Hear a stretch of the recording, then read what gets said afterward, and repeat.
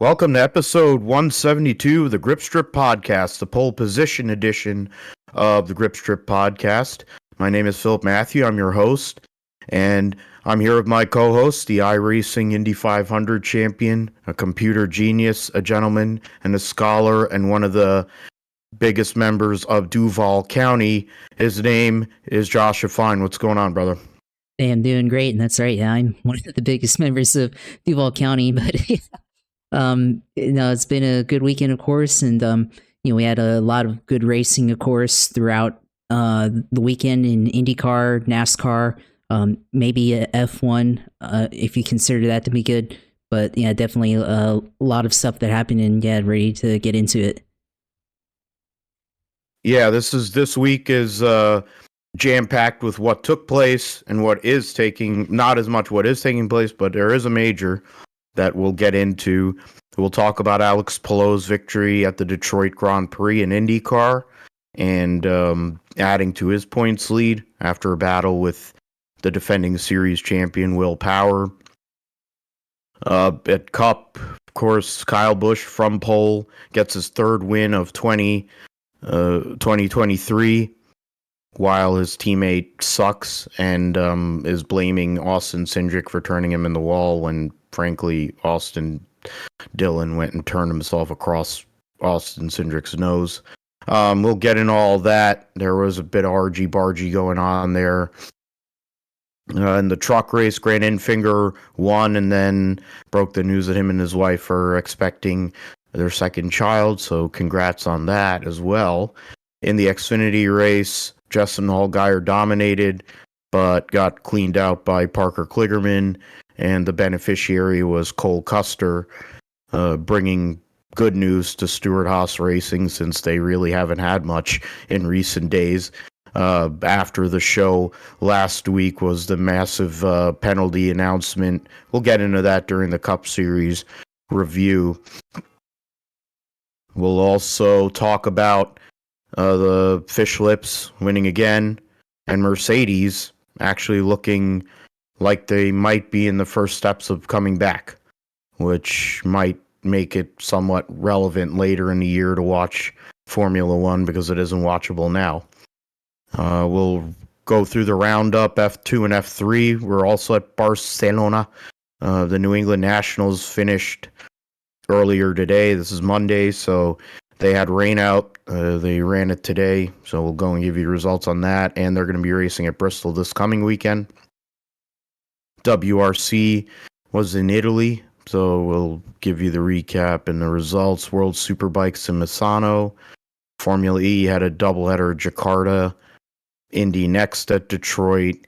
There was a lot of action in the preliminary events for sure at Detroit on this new configuration.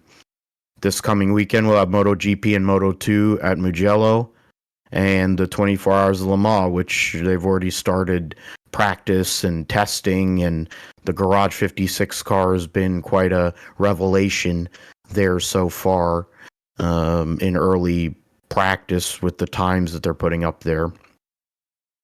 Speaking of Gen 7 cars, the Cup Series, along with, for the first time ever, the Xfinity Series will be racing at Sonoma for this weekend doubleheader, and we'll preview and make picks for both of those races. Josh will let us know all things going on in the world of sim racing in the sim segment, and we'll close the deal and give a sneak peek to a guest that we're going to have next week. So look forward to that for all you who are avid listeners of the GSP. But we will first start with the Detroit Grand Prix. The race was, they had a caution on the first lap in the first turn. Callum Ilott climbed over the back of Kyle Kirkwood to start the race. It was a really rough circuit. It was a tough race for everybody, but in the end, Alex Palou was on a different level this weekend, and he was able to hold off after a spirited battle with Will Power, who used pit strategy to get himself up in position to lead, go in battle. So the last two champions of the IndyCar series battling for the win. The Chevy Detroit Grand Prix won by Alex Palou for Ganassi and Honda. Over Will Power, Felix Rosenqvist, Scott Dixon, Alexander Rossi. So 3 Chevys in the top 5, 2 McLarens. The one McLaren that's missing, we'll have to talk about him here shortly. Kyle Kirkwood, as I mentioned, got run over by Callum Ilott on lap 1 and recovered to finish 6th, which is pretty epic. Scott McLaughlin, Marcus Armstrong, so 3 Kiwis in the top 8. Marcus Ericsson and Indy 500 champion Joseph Newgarden rounded out the top 10. But I mean, yeah, that was a big incident. That first lap incident. Pato O'Ward did have pace, but in the end, there was a mistake on pit road with leaving a tire loose. He thought he had a broken drive shaft. They put the tire back on, and then he crashed. Which is, you just can't give away that many points. The last 2 races, the amount of points he's given away, if he loses the championship, which right now he's 82 points out of the lead, he's given away probably a good 60 points, I would say, or at least 60 points, because he would have probably finished in the top 5 in both of these races. Both Indy and Detroit. But unfortunately, that's not what happened for him, the one McLaren car that didn't finish. But all I got to say, Josh, is, man, hello, Palou, because the 21 champion looks like he's back on that same trend as he was a couple of years ago. He's just in a different time zone at the moment. He, of course, set the record at Indy for the fastest 1 and 4 lap average. He fell short because of Rinus VeeKay at Indianapolis, but had one of the fastest cars. Comes back this weekend at Detroit, gets a second win of the year, or first, I think. Or wait a minute, I'm mixed. I think he won. Won at the Indy GP. Indy GP, yeah. So second win in the last 3 races. So there you go. What did you think of all the events at Detroit? It was quite an interesting course. Very rough, to say the least.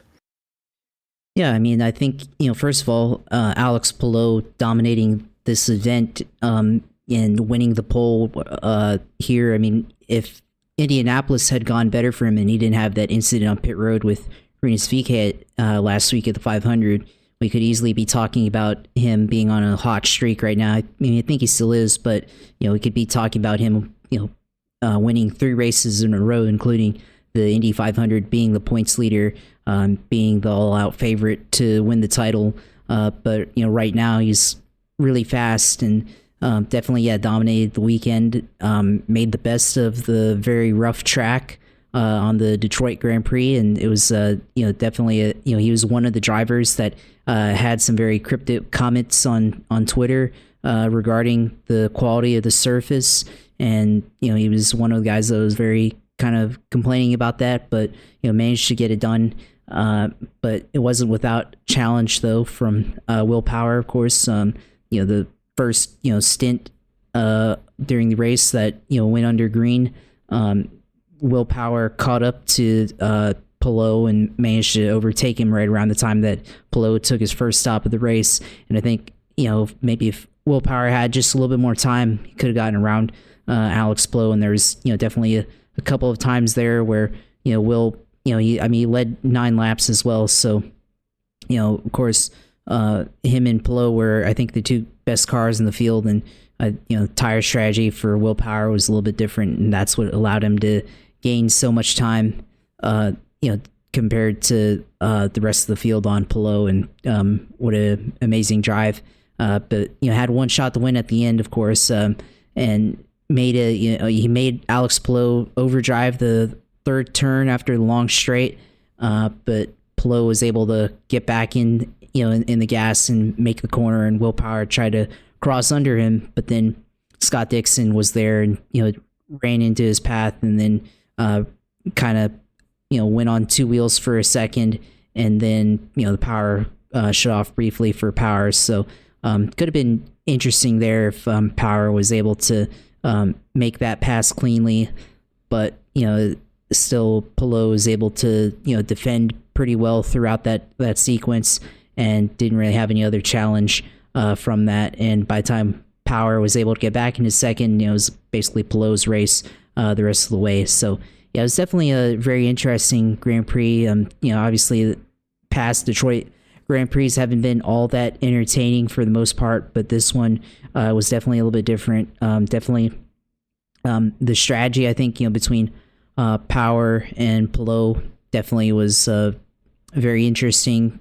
And seeing how Power is able to close at the end of tire run, and then Pelot, just the sheer pace that he's been on, him being able to establish that was pretty interesting as well. But then also late in the race, with not only the drama between Power and Dixon, you had the McLaren guys, Rosenquist and Rossi getting into it as well. So that was pretty entertaining, and of course, lots of action happening behind the pack. Kirkwood having an opportunity to possibly finish higher, out of that sequence, but ends up in sixth. So yeah, definitely a lot of things happening towards the end of the race. With this new layout here. But one thing we talk about with Pelot, compared to like Colton Herta and Pato O'Ward, who are both, all three of those guys have been in the conversation for possibly going over to Formula One in some shape or form. Obviously Herta's been the guy who's had maybe the longest rumors, of course, in terms of how long that they've been talking about him being able to be the most talented going to Formula One. Pato, last couple of years with the McLaren Association, and then of course also with Pelot, his association with McLaren potentially going over there and being in a Formula One capacity. Obviously, he's in there as a test capacity as well, and was at the Miami Grand Prix last month in May. But Pelot is the guy, I think, out of those three guys that I could easily see who's ready to go to Formula One. I think he's the complete package. In terms of being not only a fast driver, but someone who takes care of his equipment and drives, has good racecraft. I think Colton obviously has great talent. We've seen it, but we've just never been able to see him capitalize on that and improve outside of his pace.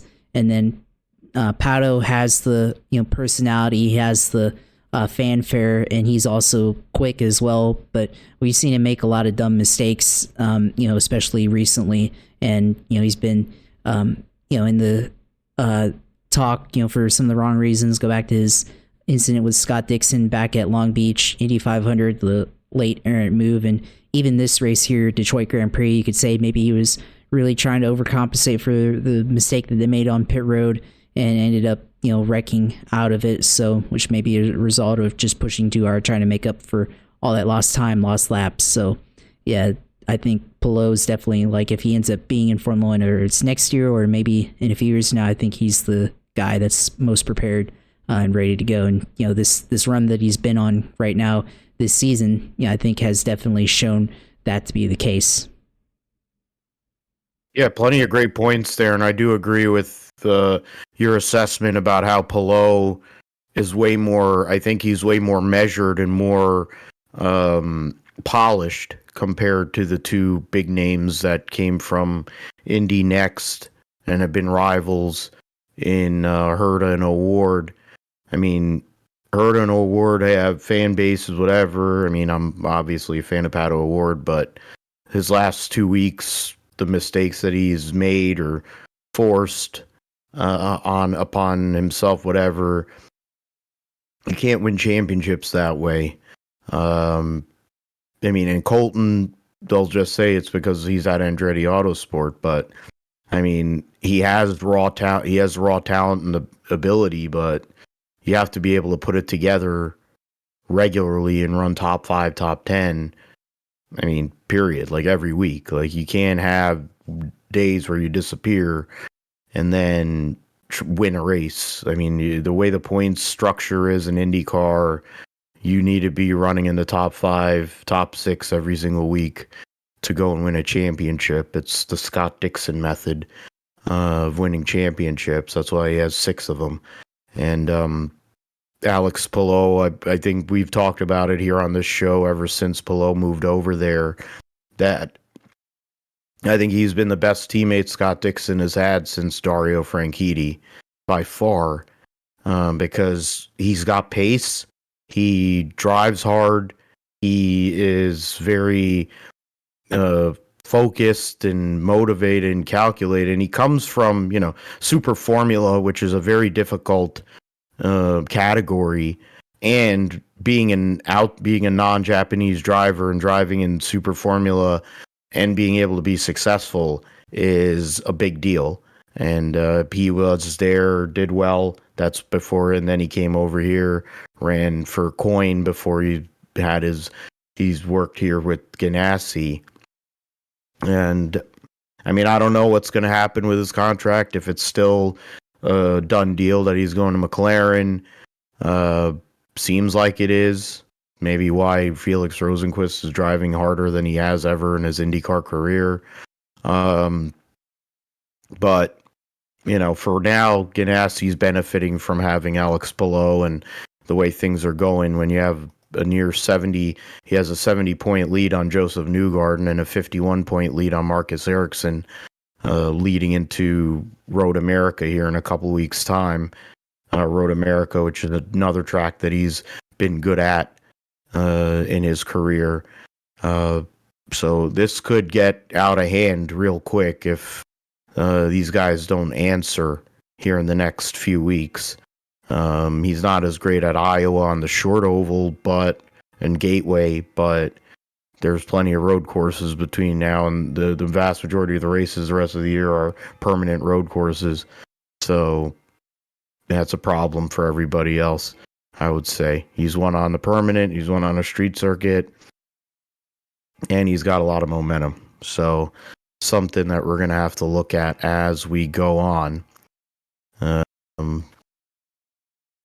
So I would say the key play, well, that's the thing, key player was the track itself, and the unforced errors people were making because they're on cold tires, how narrow some sections are wider, and then they narrow up, and then you put it in the fence. There's the first caution there, and then Stingray Rob had a pretty brutal day. Went off a bunch of times, and then Grosjean crashed late in the race, and then so did David Malukas.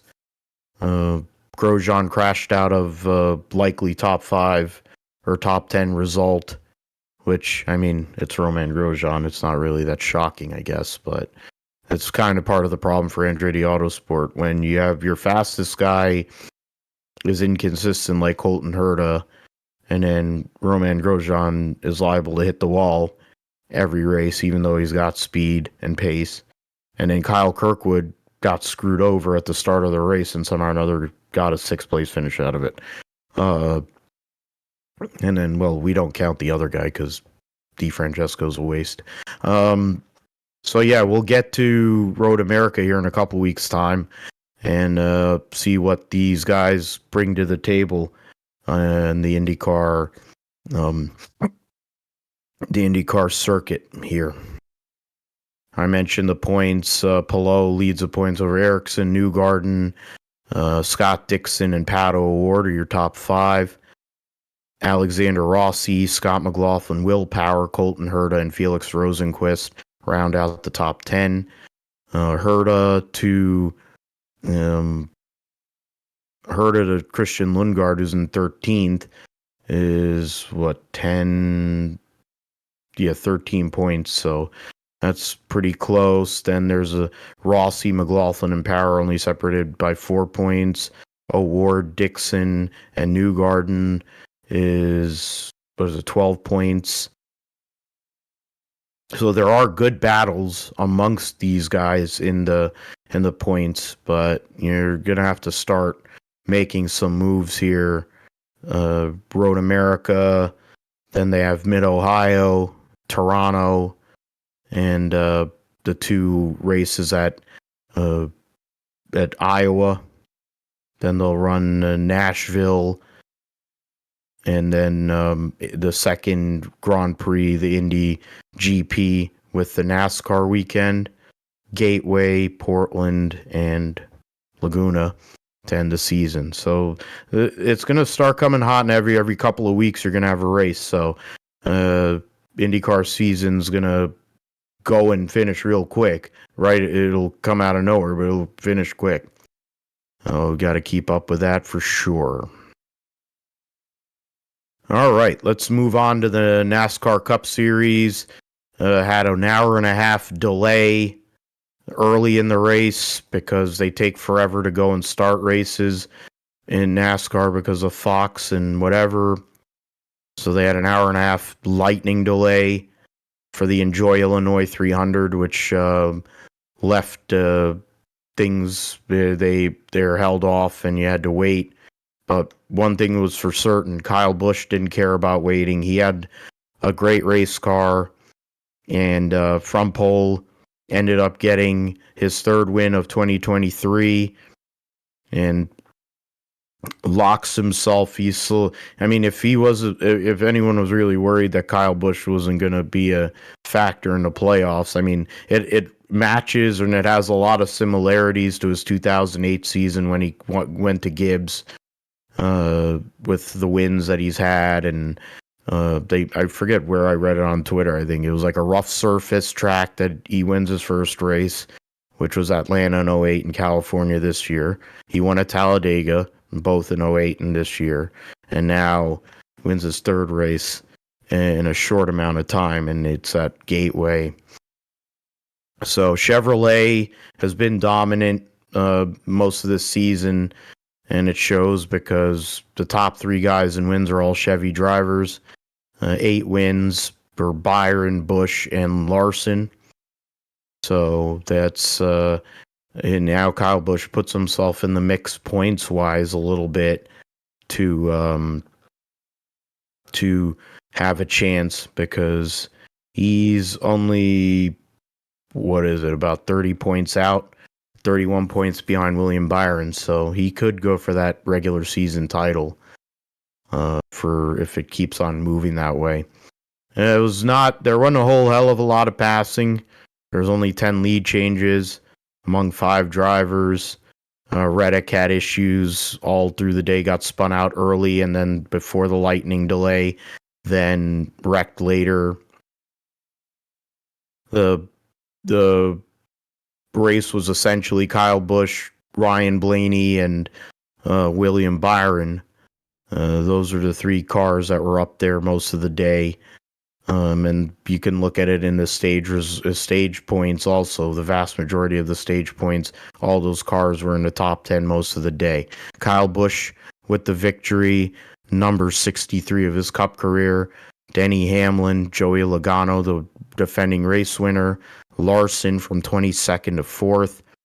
Martin Truex, Ryan Blaney, Daniel Suarez, William Byron, Michael McDowell from 21st to 9th. And Kevin Harvick rounding out the top 10. Other stage points, Chastain got stage points, but ended up, I don't know why it says he has 0 points. But I think that has to be a typo. Unless he got penalized for something that I don't know about. That has to be a typo, because he's running for Cup points. And then, Cindric got some points, stage points, and so did O. Richard. But had an accident, brake failure. That was one thing that seemed to be a problem yesterday. A lot of brake failures. I mean, yes, they're shifting a lot more there. There's hard braking. You're going fast. It's going fast into these corners and then shifting down 2 gears and having to roll, get the car down into kind of like a bowl. It's got Dover characteristics to it. It's got Martinsville characteristics to it. It's an interesting track gateway. But Kyle Busch last year had a chance to win, lost out to Joey Logano. This year he got redemption, and I mean he's relaxed. He's feeling good about his situation. That it was an hour and 45 minutes. My fault. It was like that was an hour and a half. It's an hour and 45 minutes. Made me waste a lot more money on beer. But Kyle Busch goes out there and gets that victory, Josh. And I guess right now he's free rolling. He's trying to go and get the regular season championship now. Him and Randall Burnett and company. I think they're getting if they get on a roll here during this summer, it's around the time when Tyler Reddick ended up starting to win his races, and they got on a heater during this time of the year last year. So if that goes the same way with Kyle Busch, look out. Definitely look out here. And you talk about comparing Kyle Busch's 2023 to 15 years ago when he was in the number 18 for Joe Gibbs. I mean, I think that year he led the points for the most part, for all the way through the start of the regular season and everything. This next gen era is definitely a lot more parity. It's not as much as last year, but it's still quite a bit of inconsistency. But Kyle Busch has a chance, like you said, he's only 44 points out to possibly get the regular season title. So there's definitely an opportunity there.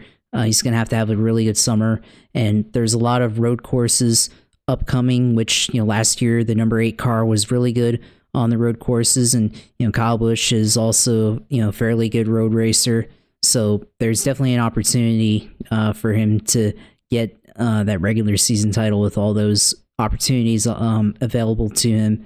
And there's plenty of good tracks for him over the summer as well. So it could be the summer of Kyle here coming up real soon in the Cup Series. But yeah, I mean, this race here, I mean, to me it looked like I was watching the Indy cars at Gateway, except with stock car bodies, and it's getting very similar, of course, because now toe link is now a word that we're now using in the Cup Series, which seems strange when you think about how it's always been solid rear axle racing since the beginning, and now we've been using the word toe link as course forever and open wheel racing, so it's just like open wheel racing with a stock car body, I guess, or sports car body. So there's things to think about there, but the racing itself kind of resembled IndyCar racing at Gateway, which isn't bad, but considering stock car racing, you're supposed to be able to pass more. Definitely looked a lot like that, but it's a lot of factors that go into it. The levels of power and the tire, which I think was the same that they've been using at most of the short tracks this year. So we'll see if they're able to make that different or not later in the year for more of the short tracks. But yeah, it's definitely that. And of course, the way that the heat cycle worked in the brake for the braking here is kind of what caused the issues that we saw on Sunday, which I think is concerning. But it seems like maybe Gateway is the only track where we really saw any of that happen with braking issues and brake rotors exploding, etc. So still, I think something worth investigating. The fact that it happened to several cars of differing levels. You had the 2311 cars who right there with at the top tier. If they're not top tier, they're like very, very much on the doorstep of being top tier. You had the Legacy Motor Club experience that, bottom tier team. You had Spire car experience that as well, which maybe mid to low tier. So definitely a problem across levels of the series. So hopefully NASCAR resolves that issue soon and everything. And it's kind of interesting seeing that happen, but also definitely not good. And there are even reports of few fans that got struck by some of the shrapnel. Of course, shout out to Noah Gregson. Of course, he was able to reach out to one of the fans and offered something in return. Because he got struck by one of the shrapnel from his car. So good fan interaction there from Noah, and that's why honestly a lot of fans like him because he's does things like that. Of course, but things definitely don't want to see that happen. So hopefully they get it resolved soon. But yeah, I mean the racing wasn't all that interesting for the most part, and really is hard to get any passing done. If you got on the inside, it was hard to because you really need that drive off on the outside to be able to maintain speed. And if guys on the outside, it's really hard to unless you have a really good working car like Kyle Busch. Then it was definitely difficult to be able to pass there. You saw Ryan Blaney lead a good portion of the race here at the beginning, but then fell behind on pit stops and then couldn't get back up to the front, so he wasn't able to repeat this week. So it was definitely really hard to pass, and there was not a whole lot of challenge for the lead or anything like that. So it's gateway this week, of course, but I think one thing we got to bring up is, of course, Austin Dillon making accusations of intentional wrecking against Austin Cindric.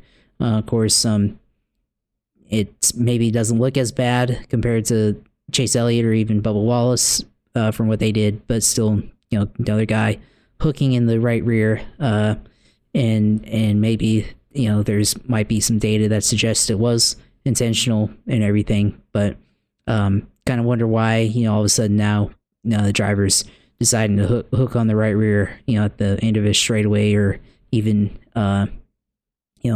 coming out of the straightaway like we saw last week. So it's definitely NASCAR determines that's an issue or not.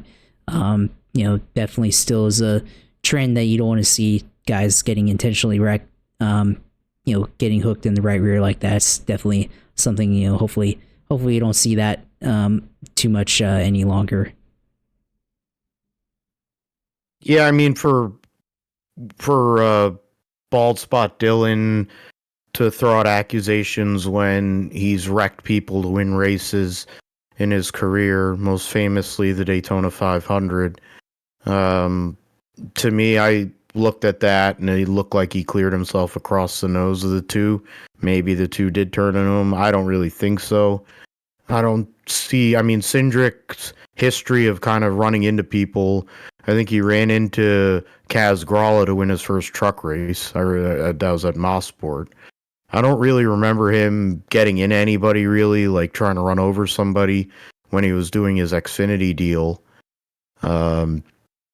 He did get moved by Daniel Hemrick to lose that second consecutive championship at Phoenix, but he doesn't really, to me, he's not one of those kind of guys that would go and run somebody over. Bubba can run hot, and that could have led to, that's probably part of what led to that circumstance last year at Vegas. And then Elliott, he has a hard-on for Denny Hamlin and decided he was going to hook him in the right rear and got to sit home and watch Corey LaJoie drive that car and finish 21st. My goodness. They made the comparison to Corey LaJoie's situation to Jimmy Means when he drove the 25 car for Rick Hendrick. They changed it to the 52 car, the Folgers car, and he got wrecked like 10 laps into the race. He had qualified well, but then he got wrecked 10 laps into the race and then never got another major opportunity. Well, Corey LaJoie had the opportunity of a lifetime driving the 9 car, and he was outrun by Carson Hocevar, I think, the whole entire weekend in his car, and before the brake failure for that team. And then he looked ordinary. He was just out there. No offense to Corey LaJoie, but man, I don't know. If you want to say you're an elite driver, you stack pennies, you're going to be stacking pennies, all right, and you're going to be stacking pennies driving for Spire, because they ain't going to be in a Hendrick car. pretty sure if he brings enough money, he could drive a Stewart-Haas car. It ain't that far off of a Spire car these days. But yeah, I mean, Austin Dillon, fuck him anyways. The guy's 30th in points. I mean, his teammate is freaking 7th in points and is second in the playoff standings with 3 wins in 15 races, and Austin Dillon is 30th in points. I mean, that's pathetic. And he has minus points because of the penalties too in terms of playoff points. He would be 31st, but then Chase Briscoe and the 14 team got an L3 penalty for, I think, what was it? Illegal alteration of the floor, front part of the floor with the NACA duct on there. And everyone was joking around. It's like, why would you put that on there and then run as bad as they did? It's like it wasn't cheating. They just, for whatever reason, put an illegal part on the car. The car was already dog shit. And then there's like, okay, let's go and make it even. Let's put something that's not supposed to be on there on top of it. Klaus Meyer getting sent home for 6 weeks is fine. I love that Mike Bugaravich, he's called a performance director at Stewart-Haas Racing, and if you look at the performance of the 10, 14, and 41, there ain't a whole lot of performing going on there. And now he's a crew chief for Briscoe. Briscoe had a okay race going on, and then had a mechanical, he had a race. Somebody, I think the brake deal with Gagson, I think a piece went through his radiator. Yeah, that's what it was. One of them brake failures. Might have been the host of R1. Brake piece went through the radiator, and he was in the garage. Ends up with another terrible finish, 34th place finish. He's in 31st in points. He's going to need a miracle to make a second consecutive playoff appearance. That's for any of the Stewart-Haas cars that aren't Kevin Harvick. I go through, see some of these other guys. Yeah, Bubba had a good run going for a good amount of the day and then wrecked late. I mean, Dylan, we talked about. Richard had a failure later in the race. A lot of these were Chevys. It has nothing to do with who makes the rotors, but these Chevy teams were having problems there. And then you had some of the Toyotas. Trying to see who else was up there, really had anything going on. Nothing else. I mean, AJ Allmendinger actually had a decent run, considering how bad Kaulig has been this year in Cup. For them to get a couple of cars in the top 20, good deal for them, going to Sonoma, where, of course, AJ Allmendinger's had plenty of exploits at Sonoma, most of them not great. So we'll see if he can turn that around. We'll do the trucks, because Xfinity, we kind of have to do a couple of races, get a kind of mini recap of the Charlotte race as well, along with what happened at Portland. Mentioned Grant Enfinger earlier. We'll just do the points quickly. The points for the Cup Series right now, overall, Ryan Blaney leads the points by 13 over William Byron, 22 over Kevin Harvick, and 23 over Martin Truex. Ross Chastain, 29 points back in 5th. Then there's Christopher Bell, minus 40. Kyle Busch and Denny Hamlin are minus 44. And that's really, those 8 cars are really where the point standings are at for anybody who's trying to go and possibly win that regular season. Kyle Larson is minus 84, tied with Tyler Reddick. Brad Keselowski, minus 92. Logano, 94. The cutoff spot at the moment is Daniel Suarez in 16th. And Daniel Suarez in 16th, 6 points ahead of Alex Bowman, and 15 points ahead of Keebler. Gibbs, so that's going to be interesting. Daniel Suarez, of course, going to the track where he won his first career race last year at Sonoma, so could be an opportune time for him to get another victory there and solidify himself in the playoff.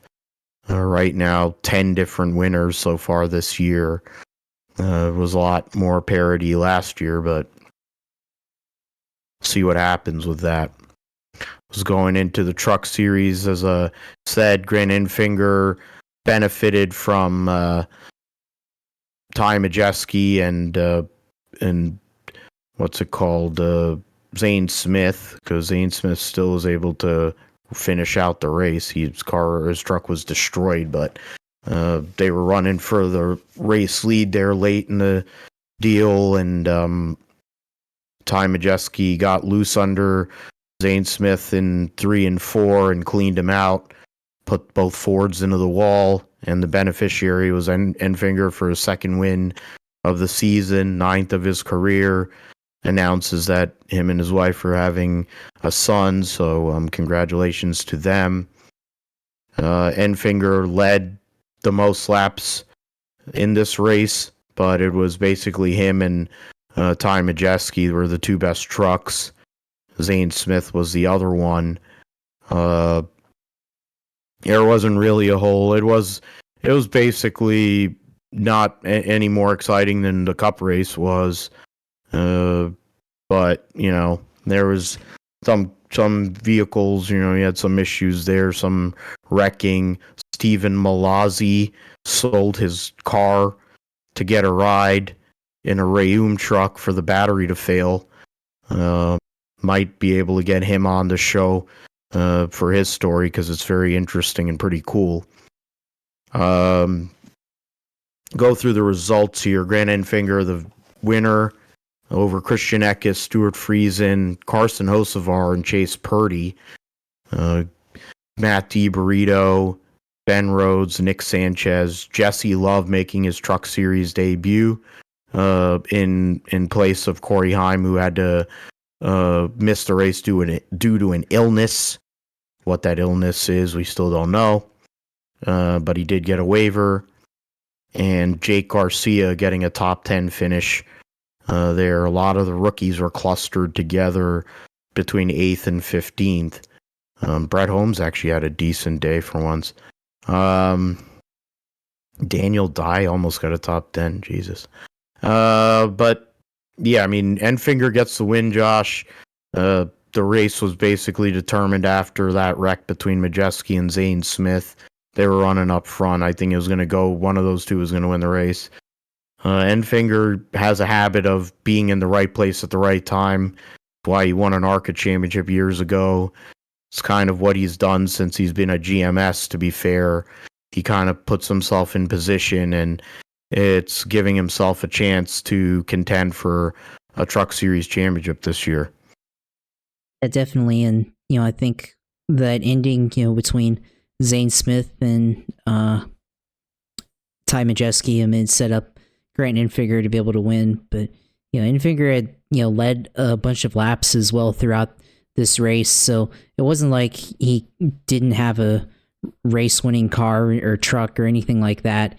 It's just the fact that, he was at the right place at the right time to be able to capitalize on that accident. But, for Enfinger, of course, possibly making a chance to, go for a run here. Now he's also got 2 wins here on the season. So, now we have a handful of drivers here that, are making their case that they could go for a possible run here. Of course, Corey Heim missing a race, gives them an opportunity to gain points on him, which they did, of course.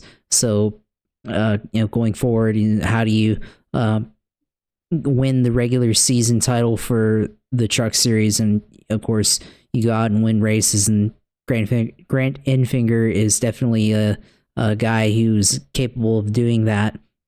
And then you have other guys in the field. Zane Smith, of course, could have had a chance to set himself above those guys and get a third win here this season. But of course, him and Ty Majeski just going for it at the end, and Ty Majeski was just drove too hard into turn 3 and took out Zane Smith, and hasn't won yet for Ty Majeski, so definitely a missed opportunity there to get a win. But yeah, not a whole lot too much happened. I mean, there's just a ton of cautions in this one. Obviously I had it on, but I mean, I don't know how much I was really paying attention to it. Of course, when the truck race, tends to drag on and on when I feel like maybe it should end relatively quick, but just got a lot of inexperience and young drivers in the field who don't really understand how to give and take and everything, and leads to a lot of stuff happening throughout the race that maybe you won't see in Cup or even Xfinity. But yeah, definitely not too much happened here. But I mean, I will say it, at least there's probably a little bit more passing for the lead up front in this race than there was in Cup, though, so we can give them that. Yeah, it's about all we can say on that one. They're gonna take a couple weeks off and come back. Their next race will be in just over 2 weeks time at Nashville. So 17 days as of now, which we're doing a count, will be on Friday the 23rd. In terms of their schedule, I think I'm trying to see where they put the truck playoffs, and then so the last race. So they only have right now. There's only 4 more races in the regular season prior to this. So prior to them starting their playoff, which will be in August at IRP. So they have Nashville Super Speedway. They have 4 different, very unique racetracks to go to for these last 4 races. Nashville Super Speedway, a concrete cookie cutter, Mid-Ohio sports car course, road course, of course. Pocono, which is is an oval, but it's unique in its own right. And then you have Richmond for the regular season finale. So something to look at there. The points going into Nashville here in a few weeks' time. Corey Heim maintains his points lead, but by 1 over Majeski. Probably Majeski would have taken the points lead if he hadn't wrecked. Enfinger with the victory gets to within 9 points. Zane Smith minus 19, Ben Rhodes minus 32, Christian Eckes minus 36. All of those drivers outside of Ty Majeski, of course, as Josh mentioned, they've all won. After that, there's a huge gap between Eckes and Carson Hocevar, 52 points, and but he has a win, so he's okay. The battle for the last 3 spots in the playoff at the moment. Well, I mean, Ty Majeski's going to make it, so that's not a big deal. It's more about the last 2 spots. 3, 4, 5, 6, 7, 8, 9. Because Crafton is up by 25 points. There's a 25-point gap between Matt Crafton in 8th and Nick Sanchez in 12th. So that's something to look at. D Burrito 7 points ahead of Tanner Gray and 11 ahead of Sanchez on the bump spot. So something. D Benedetto's trying to hold on. Friesen hasn't won this year. Matt Crafton made a crew chief change, and they had issues all through the weekend. Right now, as it stands, I think they have 3 right now. They have 3 trucks in the playoff, but 2 that are more or less solid in Majeski and Rhodes, and Crafton's trying to hold on for dear life. There. Going back, well, before we get into Portland, we'll go back and talk about Charlotte briefly. I mean, we live casted it last week because it ran very late in the day or in the evening or whatever. Justin Allgaier using fuel mileage to win the Alsco Uniforms 300 after I don't know how many delays and aborted starts or whatever. Allgaier getting the victory. The race was dominated by him, John Hunter, and Ty Keebler-Gibbs, who won both stages. They were the top three cars most of the day. Gibbs pitted late for tires and fuel, while Allgaier, Nemechek, and Cole Custer didn't. And I think Austin Hill did pit, so he was the best of the guys who did pit. Only 7 cars on the lead lap at the end of the day. Parker Retzlaff getting a 6th place finish, so 6th and 7th for Jordan Anderson Racing, Jeb Burton finishing in 7th, Hocevar finishing 8th, a lap down. So, I mean, that race was determined on fuel mileage, but those were the 3 of the best cars there. There wasn't really a whole lot of drama in that race. Sheldon Creed got decent stage points, but then fell back. I think he hit the fence or something. So that was that on Monday. Then they had the logistical nightmare of having to go from Monday night and then on Saturday afternoon race at Portland International Raceway for the Pacific Office Automation 147. That race was somewhat interesting in the sense behind Sheldon Creed because he had the best car, started on pole, did have get in argy-bargy with John Hunter Nemechek. Creed got moved by John Hunter, and then he went and cleaned John Hunter out in retaliation. That opened the door for Justin Allgaier to go and kind of take over the race for a while until Parker Kligerman decided to clean him out in the festival chicane. And that was the end of that, which allowed Cole Custer to get around. He won the second stage. Creed won the first stage, but led only twice for 5 laps, but he gets his first win of 2023. Somewhat unexpected. We don't really think of Cole Custer as a road racer by any means. I mean, I think the one time that he had a big time on a road course was when John Hunter ran him into the grass at Mosport, and then he went and tried to kill John Hunter Nemechek on the front straight, WWE style. That was the one time I can remember Cole Custer contending on a road course in the truck series there. Custer over Allgaier, Sam Mayer, Barry, Josh Berry, Austin Hill, your top 5. Myatt Snyder driving the 19. For Gibbs was 6th. Creed, Connor Mozak, Chandler Smith, and John Hunter Nemechek rounded out the top 10. Alex Lebay just outside of the top 10 there for Mario Goslin's team. So Jordan Taylor had a much better car, and he ran better than where he finished in 27th. I think that last restart, somebody must have run him over. That's the only way I can come up with him going from top 5 all day to being 27th. So unfortunate for him and the calling team.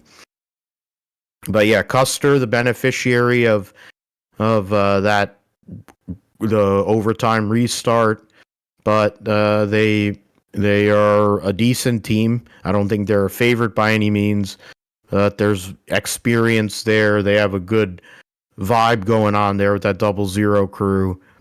In a time where Stuart Haas is not looking great, at least to get some good news on that front.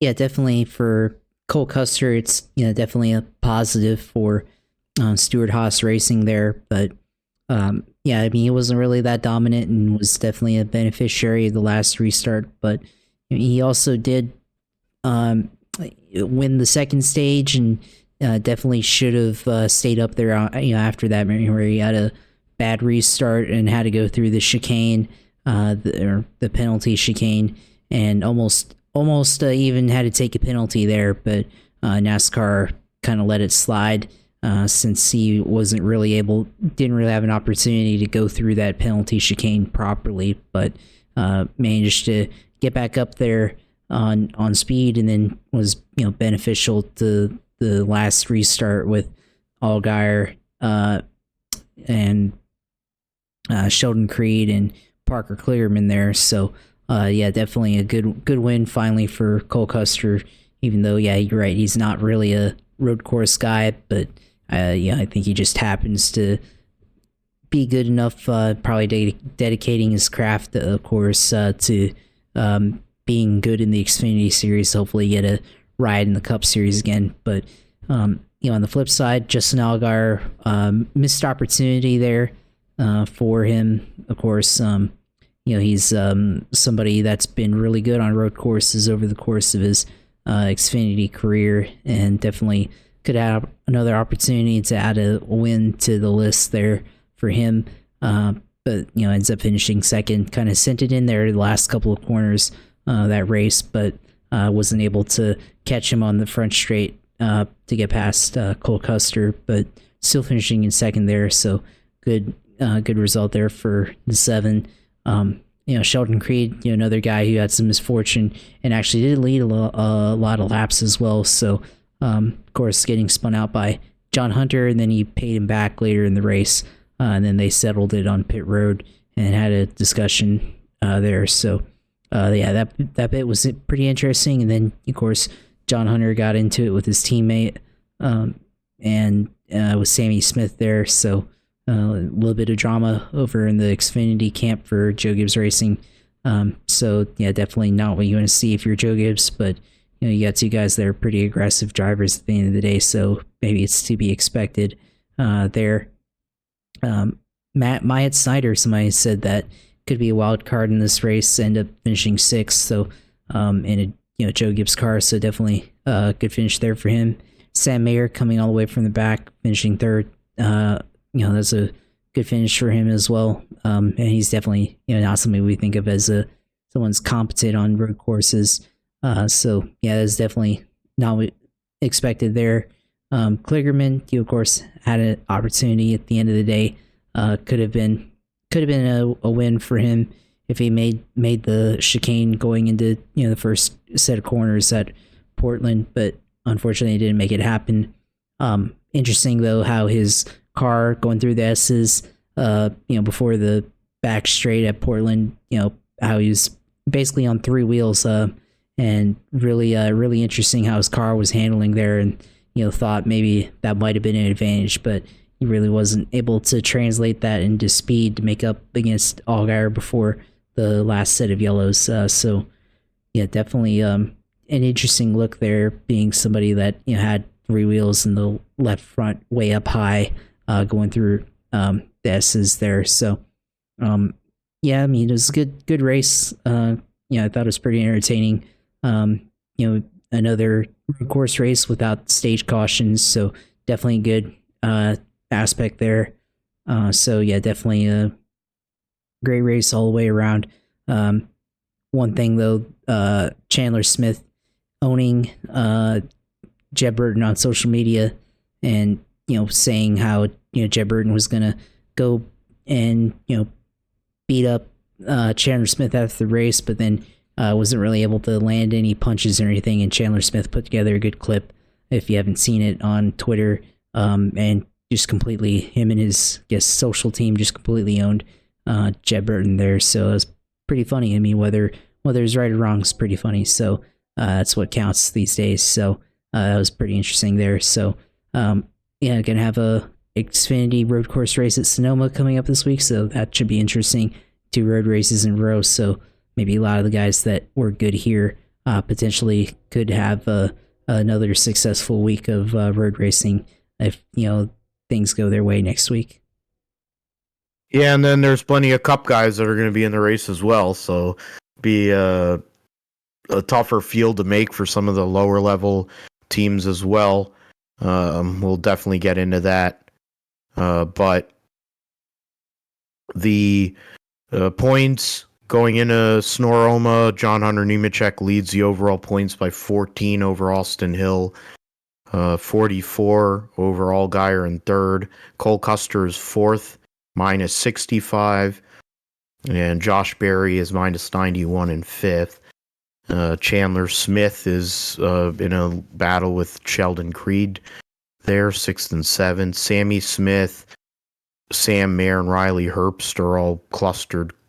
11 points between those three. Daniel Hemrick is on the bump spot.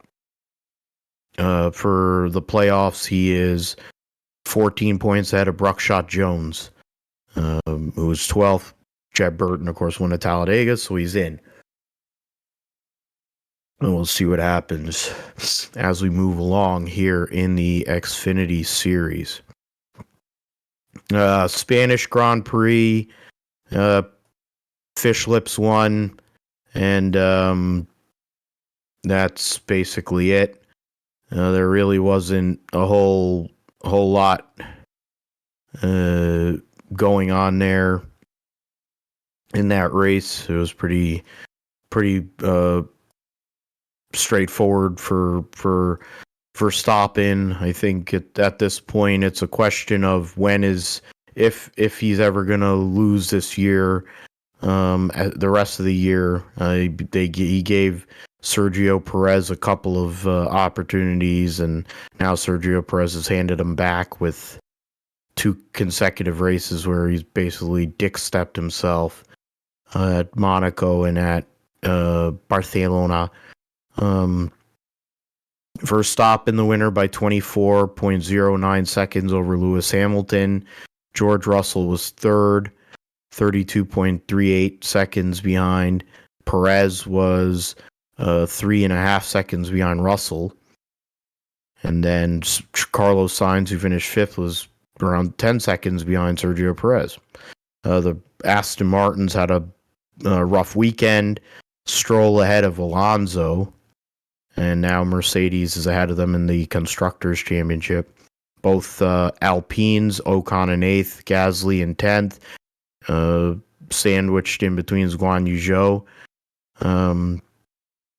Charles Leclerc fell less than a second away from getting a point, and Yuki Tsunoda was the last car on the lead lap.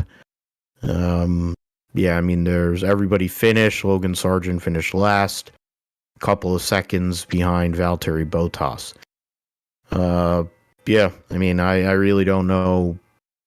He won the pole pretty handily, which is kind of what has become a norm for Fish Lips.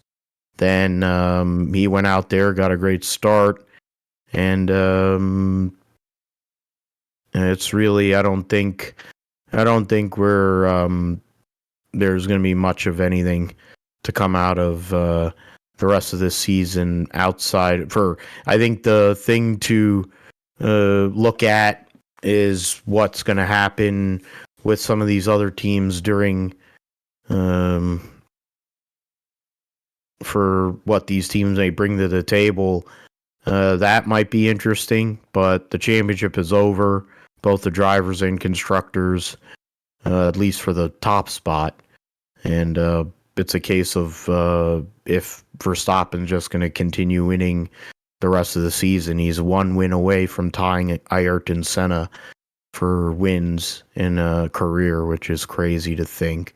But, you know, when you're 17 years old and you generally have been in good equipment the majority of your career, I think that's going to happen. So, anything else you got on the Spanish Grand Prix, Josh? I know we talked about it. I was on Grid Talk, and and I'll be honest here, I didn't even watch a lap of the race. I woke up and was by the time I turned it on, Lewis was giving thanks to the team and everything. So I'm like, okay, that means something could happen.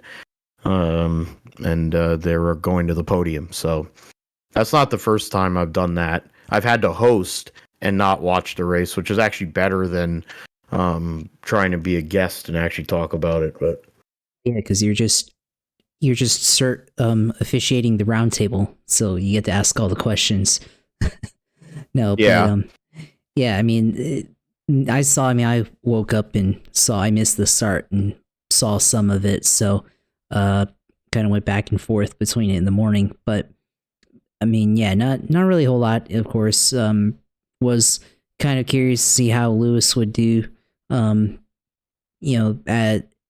certain points of the race, of course, ended up finishing second. So, I mean, good progress for Mercedes, I guess, right? I mean, they've been pretty bad compared to their standards, and getting a second, of course, that might be the closest they get to a win for Lewis this year, but certainly progress there, which is certainly something to be proud of if you're a fan and invested in their efforts. So definitely a good result there. And then I guess, for third, I thought maybe Sergio Perez would have caught George Russell there at the end, but on the different set of tires, but just didn't have enough time to be able to get up there, and definitely wasn't able to make as much progress. And of course, you talk about Sergio kind of giving it away to Verstappen, and well, I mean, as a teammate, you're supposed to challenge your other teammate, but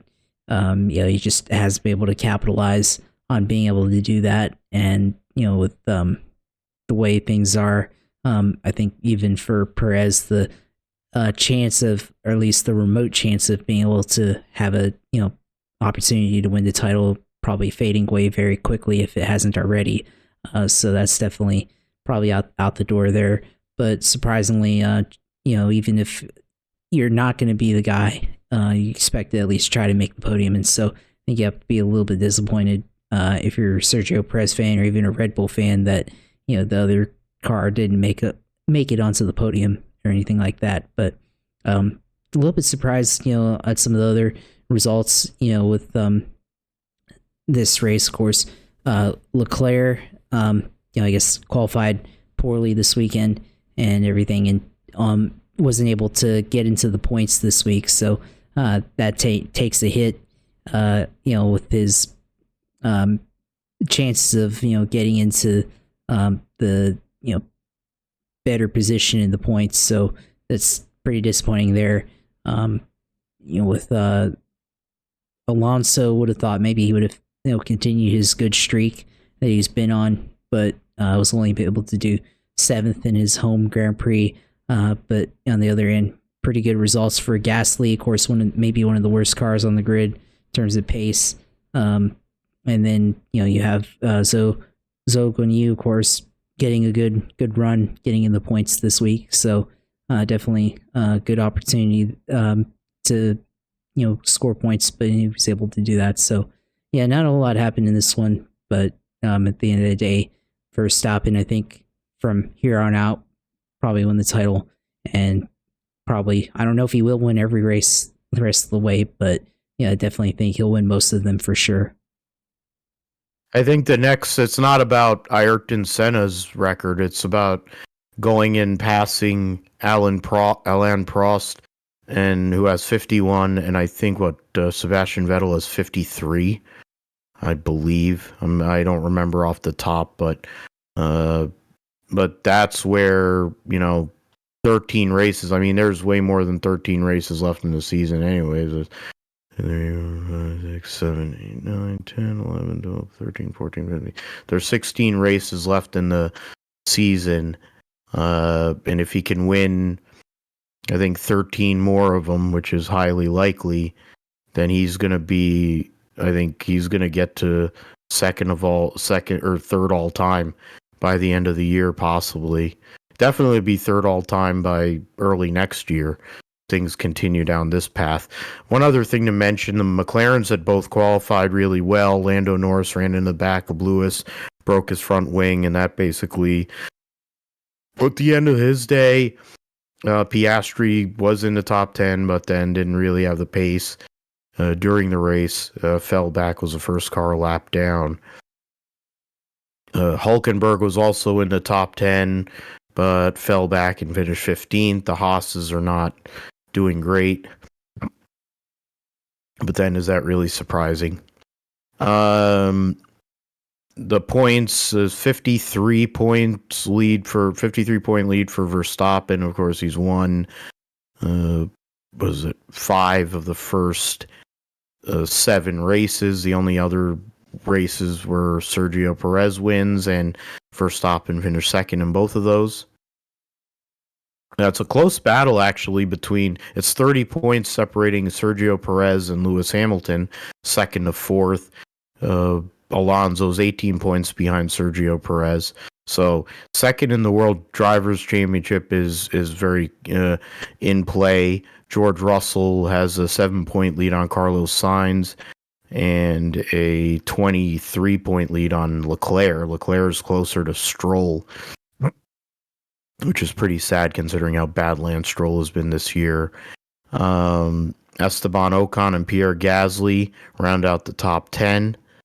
The teams and the constructors, of course, mentioned Red Bull. They are 135 points ahead of Mercedes, who has overtaken Aston Martin for second in the constructors.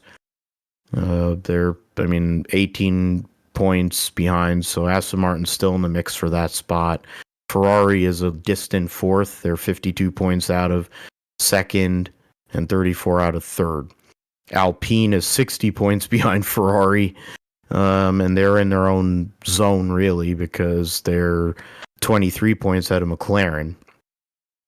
And then I think the intrigue is from seventh on back. Haas, Alfa Romeo both have 8 points, AlphaTauri with 2, and Williams with their solitary point at Bahrain with Alex Albon. They'll be racing. Their next race, of course, is a Canadian Grand Prix. That'll be in a couple weeks' time. And we'll get into that next week on the GSP. Let's go into the roundup. GSP roundup time. We'll get first into Formula 2 and Formula 3 at Barcelona. Brad Benavides got penalized. That's great. Probably because he sucks. The winners, Frederick Vesti won the sprint race, and then Ollie Bierman won the feature this past weekend. And the sprint race, that's not what I wanted to see. Go over there. So in the sprint race, Vesti, that's not, I just wanted to, there you go. Vesti over Teo Pocher by 1.1 seconds, and Victor Martins rounded out the podium. Iwasa was 8th, Enzo Fittipaldi 10th, Benavides was 15th. Jan Daruvula had issues. They talked about it. He finished 19th, so not a great race for him there. Then in the feature race, Ollie Bierman over Enzo Fittipaldi, Victor Martins. Iwasa comes up to 4th. Vesti finished 5th. Pocher was 7th. Juan Manuel Correa was 11th. Jack Crawford was 13th. Daruvula 14th. And Benavides got penalized. He finished last, so standings. Now they'll have about a month off between Barcelona and then racing at Austria. Frederick Vesti is up by 11 points over Teo Pocher. Iwasa is in 3rd, Ollie Bierman 4th, and Dennis Hauger in 5th. Hauger in 5th all the way to Arthur Leclerc in 13th is only separated by 21 points. So a lot of movement can happen in that area. Kush Miney didn't have a great, didn't score any points this weekend. Zane Maloney had a rough weekend. Daruvula had no points. Crawford got none. So not a great weekend for some of those drivers that we focus on here. In Formula 3, the results from the other, and there's another American who got penalized, Hunter Yaney. So Zach O'Sullivan got the sprint race win, and Josep Maria Marti went and won the feature race. So Zach O'Sullivan over Browning and Fornaroli, and then Bortoleto, Paul Aaron, if top 5. Get into, let's see, where the American Kalen Frederick got penalized, Hunter Yaney, another American driver. Gabriel Mini had a rough race there. I'm trying to look for Sebastian Montoya next to last. Not sure what happened to the Indian drivers. I guess people are getting fired for other pay drivers. Marti gets the win over Franco Colapinto, Beganovic, Bortoleto, and Aaron. Montoya recovers, gets 7th. Sebastian Montoya in the feature. Trying to see some of these other names. I don't know. I guess there's been some changes to the grid. Bortoleto scored 19 points total this weekend between both races and is 24 points out of Marti. He is 31 ahead of Beganovic. Gabriel Mini with a double knot loses ground. It falls back a couple of places. Paul Aaron in 5th. So they'll race at Spielberg in a few weeks' time. So they'll be taking some time off as well. The NHRA New England Nationals mentioned took place. They said due to the inclement weather. Oh, that was part of the weekend's Thunder Valley Nationals. Oh, that sucks. So I guess, what is it? Due to not take place second qualifying. Okay, so the NHRA didn't run. They're gonna go and finish the race at Bristol. So we'll see how that goes, and we'll talk about it next week. And in Rally Italy for the WRC, Thierry Neuville gets the victory over his teammate Esa-Pekka Lappi, 33 seconds. Defending world champion Kalle Rovanperä finishes 3rd. Efren Evans is 4th. And then the Rally 2 car of Andreas Mikkelsen and Skoda finished 5th overall. A Rally 2 class filled out the rest of the points. Sebastian Ogier had issues, finished 14th and 19, nearly 20 minutes behind. So that's really it. They'll be racing in Kenya in 3 weeks' time. Yeah, so they'll be racing in Kenya, so that'll be a tough battle there.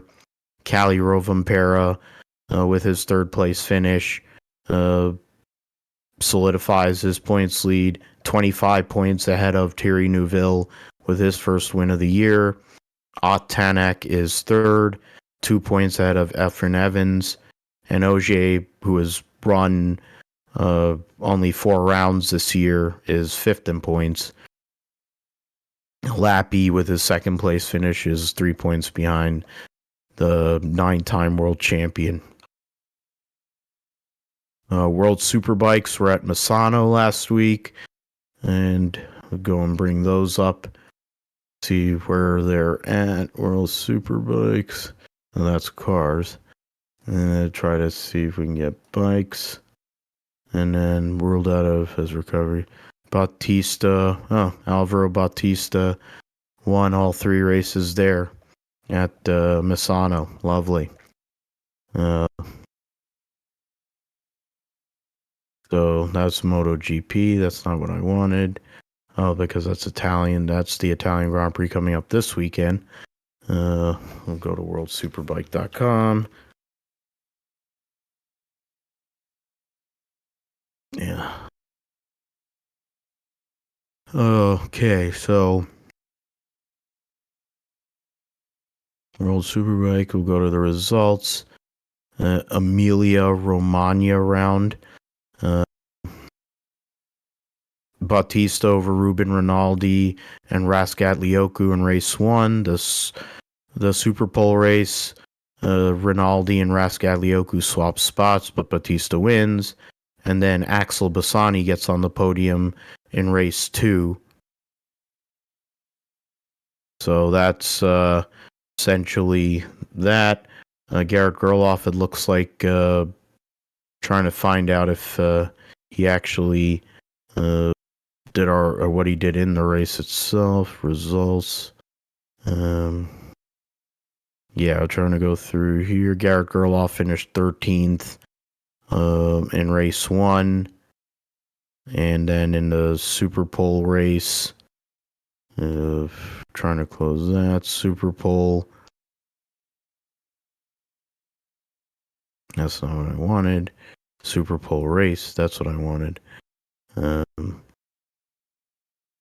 it called? Garrett Gerloff actually finished 9th in the Super Pole race. I think rain played a role in that because he was lapped down in that, but got some points. And then in race 2, Garrett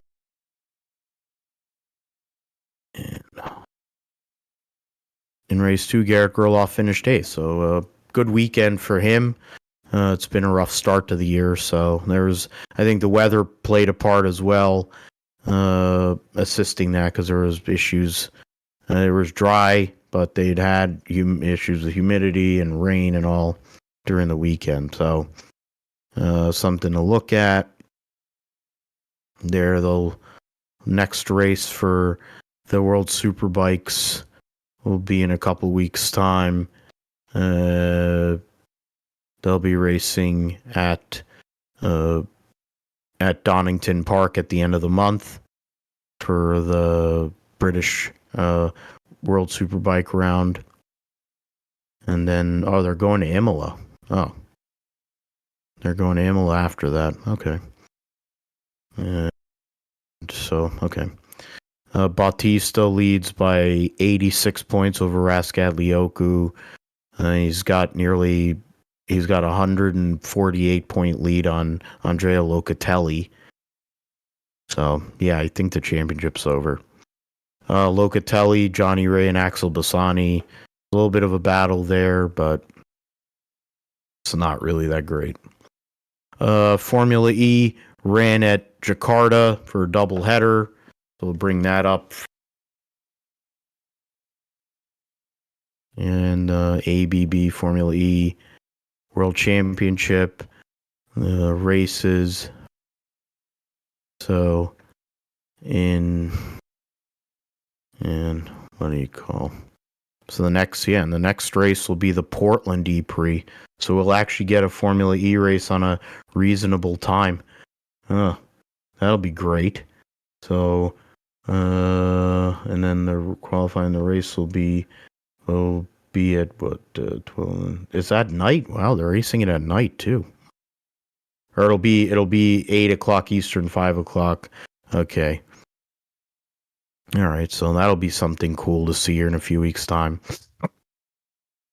Pascal Wehrlein won the first race in Jakarta over Jake Dennis and Maxi Gunther, who started on pole. Stoffel Van Dorn, John Eric Verne, the DS Penske teammates 4th and 5th.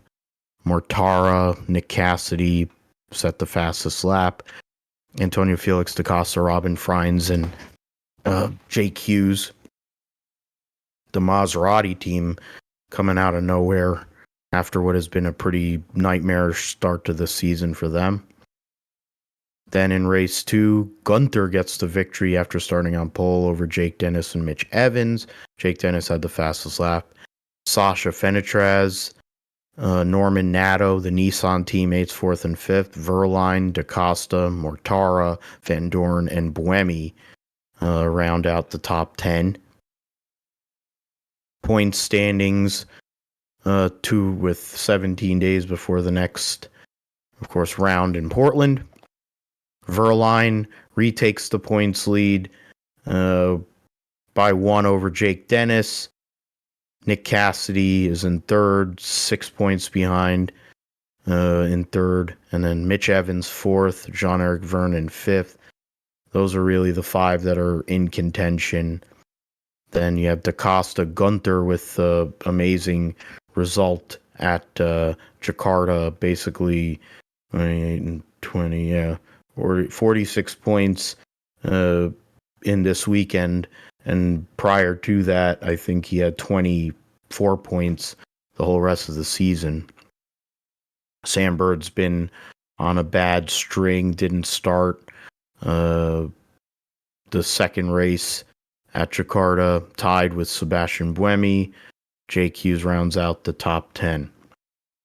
So that'll be cool to see Formula E at another U.S. spot, because they've been at Brooklyn in the Red Hook section of Brooklyn racing there in New York in recent years. Indy next. So Siegel, okay. So I guess he won. Siegel won there. Nolan Siegel got his schedule results. Detroit race 2. So in race 1 at Detroit, Reese Gold got the victory over Jagger Jones and Ernie Francis Jr. Podium there. And then in race 2, Nolan Siegel over Christian Rasmussen and Louis Foster. And Ernie Francis was 7th. Jagger Jones finished last after wrecking. Jamie Chadwick finished 16th in race 2. In race 1, she finished 11th. The standings right now in the Indy next, Christian Rasmussen, 2 points out of Nolan Siegel. Hunter McElray is third for Andretti Autosport. Danielle Frost, Jacob Abel round out the top 5. 3 of the top 5 were HMD cars. And if you add Louis Foster there, who's for 2 Andretti cars there. Ernie Francis Jr. comes back this weekend.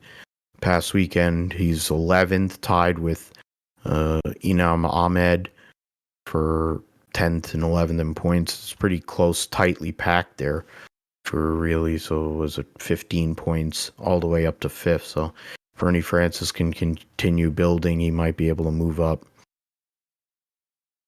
there in Indy next. MotoGP and Moto2 will be at Mugello this weekend. MotoGP, the points, of course, we have the results at Mugello before they go to Sachsenring. Riders' Championship after the race. So Pecco Bagnaia is a point ahead of Marco Bezzecchi. Brad Binder is third, 13 points behind. Jorge Martin, 14 points behind in fourth. And Johan Zarco rounding out the top 5 there in MotoGP. And then in Moto2, Tony Arbolino, 25 points out of Pedro Acosta, and 38 points out of Alonso Lopez, 39 points out of Philippe Salic in fourth. Trying to go and find Joe Roberts is 18th in points, tied with Darren Binder. And then Sean Dillon Kelly is one of the riders that hasn't scored points yet. We'll see if that can turn around this weekend. And then the last but not least is the 24 Hours of Le Mans. Josh probably come back in here Hours of Le Mans. Mainly for one reason, because the Garage 56 car is a Gen 7 car, and with a souped-up Gen 7 car from Hendrick Motorsports, and they're running times that are faster than the GT AM cars at the moment. But I mean, it's a full pro lineup. You have former Formula One world champion Jensen Button. You have Mike Rockenfeller, who's a great sports car ace over many years, and then one Jim Johnson driving at Le Mans. So that's a cool car. It sounds good. It looks good. It shows that if you had smart people, you had certain people working on it instead of Dallara and whatever, they might have had a better car in the first place. But unfortunately, they didn't do that. So we'll go and preview. There's 62 cars. Of course, I mentioned Hendrick Motorsports, the Garage 56 Chevy. They're on Badger tires, and I mentioned the 3 drivers there.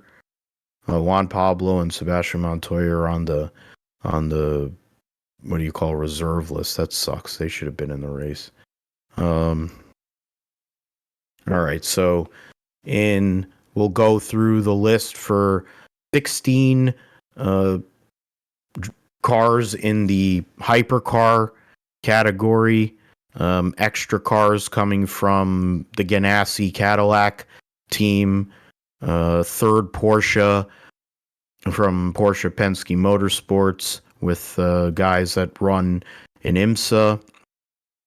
Action Express bringing their Cadillac over, and Glickenhaus running a second prototype as well to make up the 16-car grid. The number 2 Cadillac has been running in WEC with Earl Bamba, Alex Lynn, Richard Westbrook. The number 3 will be Sebastian Bourdais, Renger van der Zande, and Scott Dixon. The Floyd Van Wall, number 4, they got rid of Jacques Villeneuve and they hired Tristan Vautier, Tom Dillman, and Esteban Guerrieri, the other 2 drivers.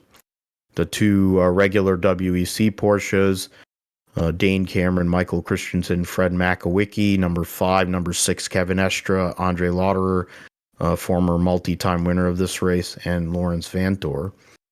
And then the dominant Toyotas, they've done balance of performance, added some weight to them. Hopefully it'll make it a little more competitive.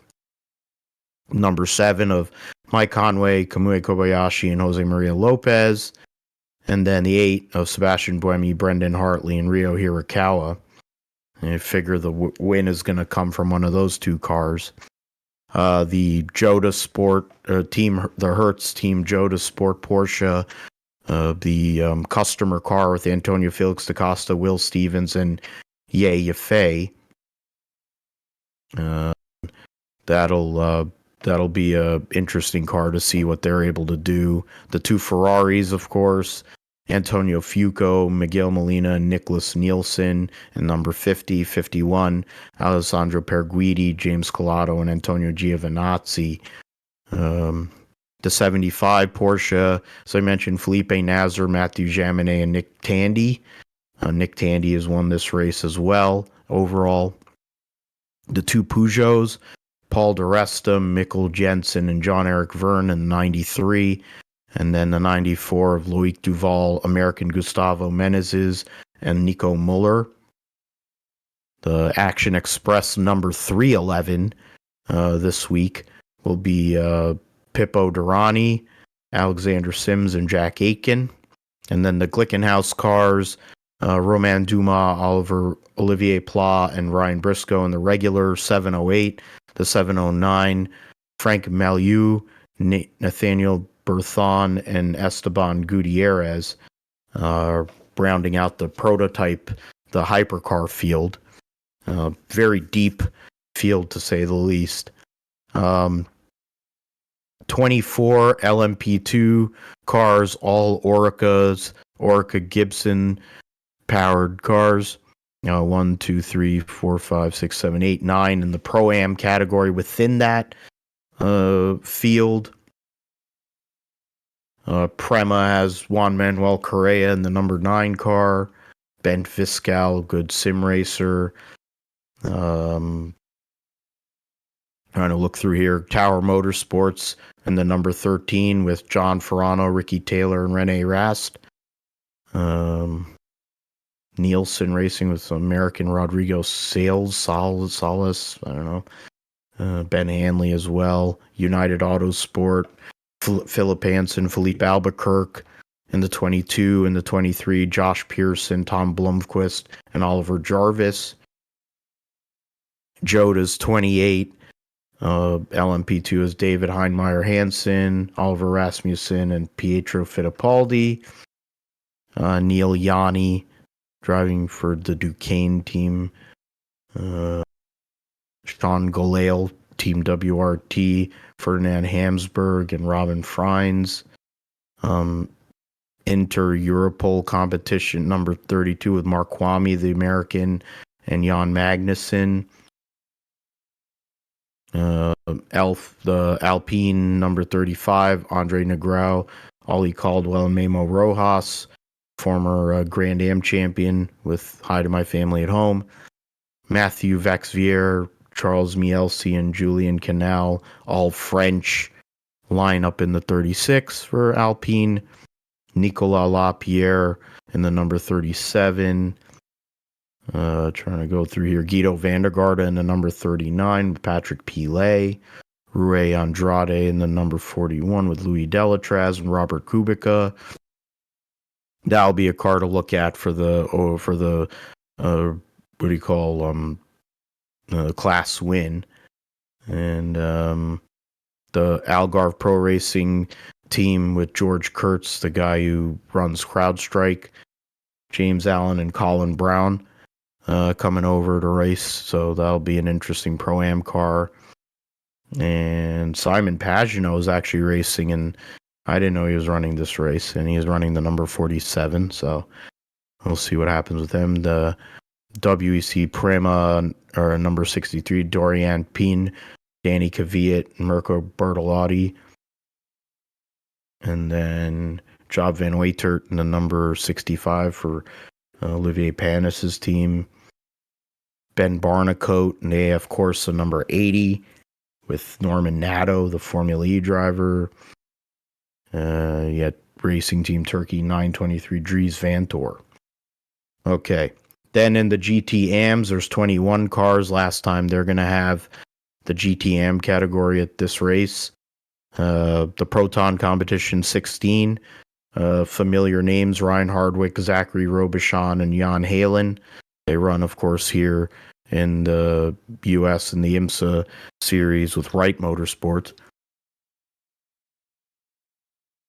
AF Corsa, they have cars in LMP2, and they run the Ferrari program, and they're also in the GTM. Don't know. Michael Dinan driving an Aston Martin, Omani team or whatever, and Charlie Eastwood. The Corvette number 33, Nicky Casper, Ben Keating, and Nicholas Verone. Davide Rigon in the 54 AF Corsa car. Marco Sorensen in the GMB 55 Aston. Project One, PJ Hyatt, Gunnar Jeanette. Don't know the other guy, but they race here in the US, of course. Scott Huffaker and Daniel Serra for Kessel Racing, the Ferrari. Iron Lynx. Don't know who any of those guys are. JMW Motorsports, no. That, don't know who any of them are. That Kessel Racing team, 3 Japanese guys, never heard of any of them. Dempsey Proton, Christian Reed, Mikkel Pedersen, and Julian Andlauer. The Richard Mill AF Corsa 83, Luis Perez Companek, Rovera Lilo Wadu. The Iron Dames 85 Porsche with the ladies, Sarah Bovey, Michelle Gadding, and Rahel Frey. yeah, so that's one. Proton competition, Porsche will Harry Tinknell and Don Yout, the American. Northwest AMR, Ian James, Alex Riberas. There'll be one to look at. Chandler Hull, American driver for Walking Horse, and Jeff Siegel. And that'll be a Ferrari. That's the D station car. And the Proton, other Proton, the 911 Proton car with Michael Fassbender, the actor, and Richard Leitz. So those are just those are the names that I know at least. But I mean, this race a few years ago, LMP2 almost won this race because of attrition. The Toyotas have shown that they have great reliability. The Ferraris have been fast, but haven't had, they haven't had luck, or they've had mechanicals. Porsche's not really shown as much pace to start the season. The Ganassi Cadillac has been fast. Basically the best of the IMSA cars, the DPIs, or like the what do you call IMS? What do you call the GTP cars that have crossed over? But it's interesting. A very deep field, one of the deepest fields Le Mans had in a long, long time. Curious to see how this is going to go as the next few years go with some of these other manufacturers, Lamborghini, BMW, coming into the mix in the prototype category. And then the GT category becoming GT3 spec. And if some other manufacturers will end up coming to Le Mans that haven't been there in a while. But, I mean, you can't go wrong taking a Toyota. Figure one of them's going to win. They've been on a roll in the WEC and in general at this race as well. I think in the LMP2 class, it's going to be very close. I'd like to see the 23 win, Blomqvist, Jarvis, and Josh Pearson. That would be a good one to see. There's a lot of great drivers, a lot of great cars there. The Alpine team, the 36 car, 41 was a contender last year all season. So some of the cars to look at there. Corvette has one of the best lineups in the GTM. The Proton competition 16 car, I think will be tough to beat though. Other than that, it depends. I mean, you will see what the balance of performance is relative to some of these cars. The Northwest AMR team, I think Ian James could, and Alex Riberas, that team could do something as well. And then it'll be interesting to see what Hendrick and the Garage 56 car are able to do, and if they're able to run all 24 hours. That'll be interesting to see with that. It definitely sounds cool. The 100-year anniversary of the 24 Hours of Le Mans coming up this weekend. Okay, so now we'll get into Cup and Xfinity at Sonoma, Josh. And first we'll get into the Xfinity. It'll be the DoorDash 250, which will have, what is it? It says 41 cars for 38 spots, so 3 cars are going to go home. Excuse me. Driver changes. Blaine Perkins has been driving that 02 car. Ty Dillon is actually going to be in the Xfinity race in the 4 for JD Motorsports. Daniel Suarez will be driving for SS Greenlight in the 07. Kyle Weatherman in the 08. AJ Allmendinger will be in the 10 for Colleague. Kyle Larson in the 17. Keebler Gibbs in the 19. Connor Mozak, Trans Am driver, trying to move over to NASCAR. He's in the 24. Kyle Sieg is in the number 29 for RSS. So RSS is entering 4 cars, or trying to enter 4 cars this weekend. Leland Honeyman is in the 35 for Emerling Gase. Josh Bilicki is in the 36 for DGM. Joe Graff Jr. in the 38. Dylan Lupton in the 43 for Alpha Prime. Sage Karam in the 44 for Alpha Prime. Brad Perez in the 53 for Emerling Gase. Mason Filippi in the 66 for MBM. Ross Chastain in the 91 for DGM. And Eric Almirillo in the 28 car for RSS Racing. So a lot of Cup guys in this field. I think for the first time they're running the Xfinity Series there, I would venture to say a Cup guy is going to win. But what say you? Who do you see and who do you look at as a favorite to win this deal on Saturday? Somebody, I would say the wild card would be, I guess, the best Xfinity guy, really. Because I don't see how a Cup guy doesn't win this race. Yeah, you're right. It's hard to see if a Cup guy doesn't win this race, but yeah, I certainly could. It's definitely possible, but however likely, I don't know. It's kind of surprising to see this many Cup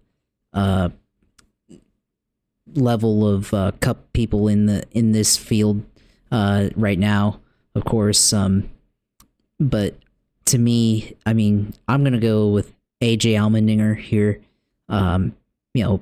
It's hard to go against Hendrick and Kyle Larson, but I feel like AJ in the Kaulig car will figure out a way to get it done. I feel like a few years ago, go back to 2014, probably had a shot in the 47 to go get that win, but then got taken out by Dale Jr. I think in the closing stages of that one back, now almost 8 years ago. So 9 years ago. So he could definitely win. But yeah, I do feel surprised by the amount of Cup guys in this field. But on the other hand, extra practice and then also bring a little bit of attention to the Xfinity Series racing at Sonoma for the first time. So that should be pretty interesting there. Wild card. Wild card, I'm going to go with Sage Karam. I want to see how IndyCar driver, of course, he's more of an oval guy on the IndyCar side, but nonetheless, he did race here at one point in the Xfinity or in the IndyCars, so would like to see how he does, in the 44 solid Alpha Prime car. A lot can happen too, of course, during this, event, so we could see him at the end of the day, possibly a top 15 run or even better than that. So would like to see how he performs this weekend here at Sonoma. Yeah, I think that's definitely a good pick. They try to put things together. He's run well in this series, especially at the road courses. Famously got hooked by dumbfuck Gregson at Road America last year in a road rage deal, but while he was running in the top 10. So entirely possible. It's a very tight course, nowhere near as flowing, so I think there's going to be a lot of yellows, so that'll be an interesting way in how that affects pit strategy. I'm picking Kyle Larson. I mean, I figure it's either him or Gibbs, or because you got Allmendinger, so I mean, I think one of those three guys is going to win the race. I mean, I don't know what SS Greenlight is bringing to the table with Daniel Suarez. Maybe they have a better piece, but I don't know. I think he would be a sneaky pick there, but I'm going with Larson. And then my wild card, I'm going to go, it's more because of fandom and respect. I'm going to go with Brad Perez. He's not driving for one of the bigger teams, of course. Just trying to go and get a top 20, 25 finish. Emerling Gase, that's kind of what they're about. If he can keep his nose clean or keep the car functional, he should be able to do that in one of his limited starts there. So we'll see what happens with that.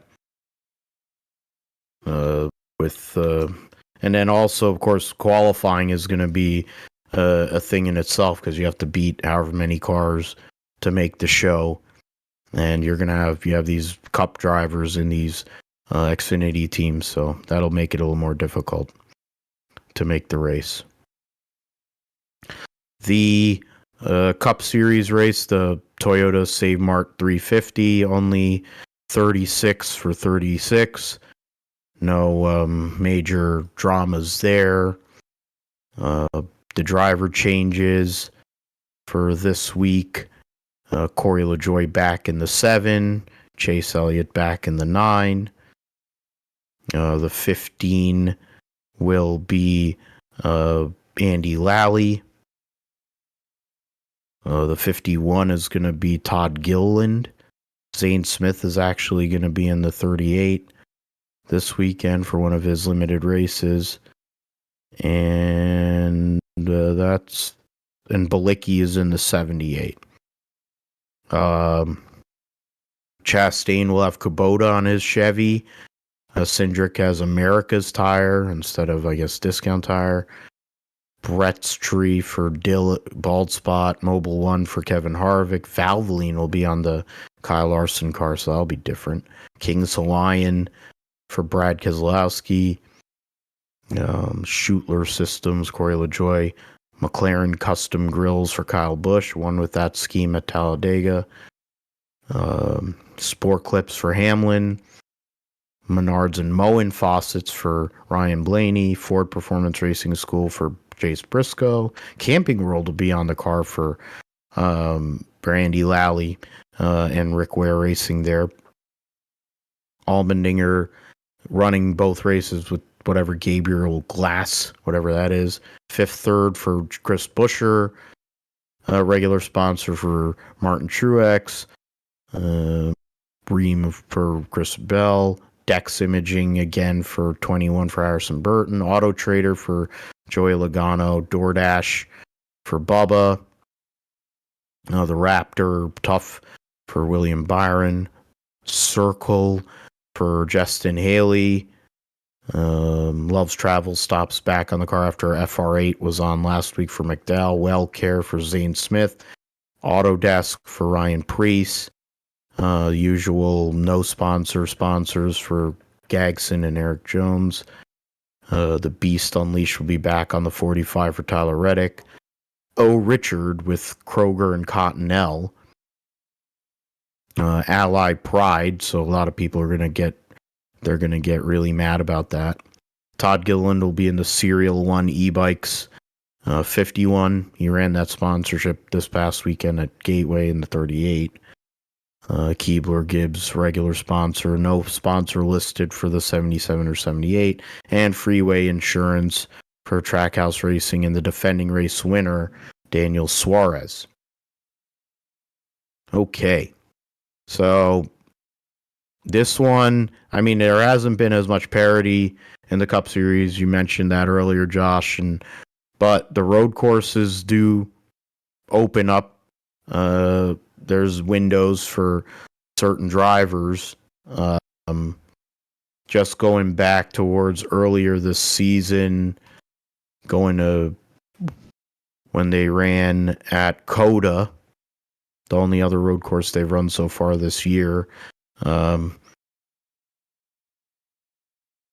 Tyler Reddick ended up getting that victory. It was Tyler Reddick, yeah. So that was a interesting deal there. William Byron qualified on pole. That William Byron we've seen so far this year has been really fast. William Byron and Tyler Reddick, they were the two fastest cars basically the whole day. Cindric was up there. Jordan Taylor qualified well and then got used up. Daniel Suarez, Bowman, AJ Allmendinger, Eric Jones, Kyle Busch, and Noah Gragson were the top 10 starters for the race at Coda. Trying to go and see where. Yeah, that's Group B. Briscoe's 10th. Yeah. Okay, and then the results of the race itself.